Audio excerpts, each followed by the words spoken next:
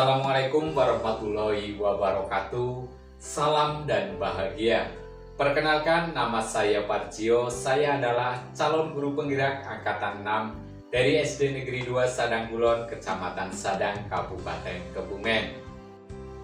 Pada kesempatan kali ini saya akan memaparkan kesimpulan dan refleksi pemikiran Ki Hajar Dewantara pada tugas koneksi antar materi modul 1.1. Saya akan merefleksikan diri saya melalui 3 pertanyaan berikut ini. Yang pertama, apa yang Anda percaya tentang murid dan pembelajaran di kelas sebelum Anda mempelajari modul 1.1?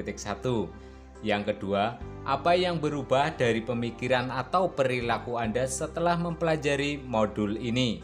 Dan yang ketiga, apa yang dapat segera Anda terapkan lebih baik agar kelas Anda mencerminkan pemikiran Ki Hajar Dewantara? Saya percaya tentang murid dan pembelajaran di kelas saya sebelum saya mempelajari modul 1.1 bahwa guru mendominasi pembelajaran. Dalam pembelajaran saya terlalu banyak ceramah dan siswa hanya duduk, diam dan mendengarkan. Yang berikutnya, pembelajaran terfokus pada ketercapaian materi dan KKM atau mengutamakan aspek kognitif pada anak. Padahal ini saya sering lupa bahwa pendidikan bukan hanya mentransfer ilmu saja, namun sejatinya ada aspek lain yang perlu diperhatikan dalam pembelajaran. Saya kurang memahami karakteristik anak. Saya cenderung menyamaratakan kemampuan anak dengan melakukan pembelajaran zona nyaman saya tanpa memperhatikan perbedaan anak. Siswa pasif dan motivasi belajar siswa rendah. Saya sering merasakan ketika saya menjelaskan materi, mereka lesu dan tidak bersemangat. Dan ketika saya tanya ke anak-anak, mereka hanya diam. Yang berikutnya, suasana kelas yang tertib, tenang, dan anak-anak yang memahami materi adalah fokus utama saya.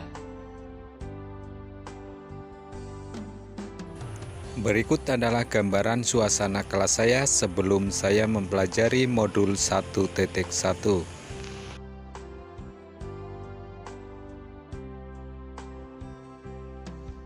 Setelah saya mempelajari modul 1.1, yang berubah dari pemikiran atau perilaku saya adalah sebagai berikut. Yang pertama, merubah pemikiran bahwa guru bukan satu-satunya sumber belajar. Apapun yang ada di sekitar kita bisa digunakan untuk sumber belajar. Tugas guru adalah menuntun, mengarahkan mana yang baik dan mana yang kurang baik. Yang kedua, pembelajaran berpusat kepada anak. Dengan aktivitas pembelajaran yang berpusat pada anak akan menjadi lebih aktif karena terlibat dalam proses pembelajaran.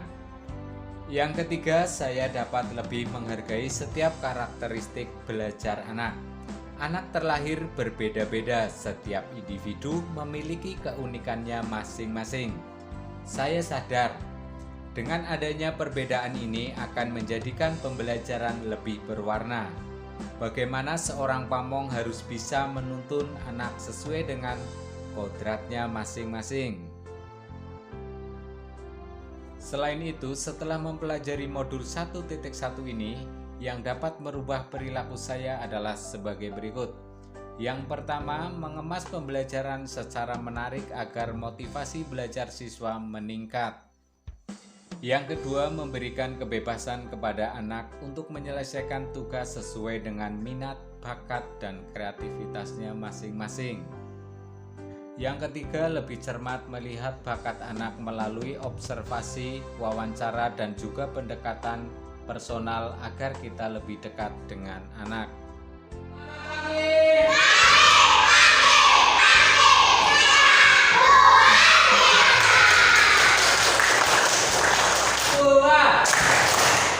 Tepuk 3.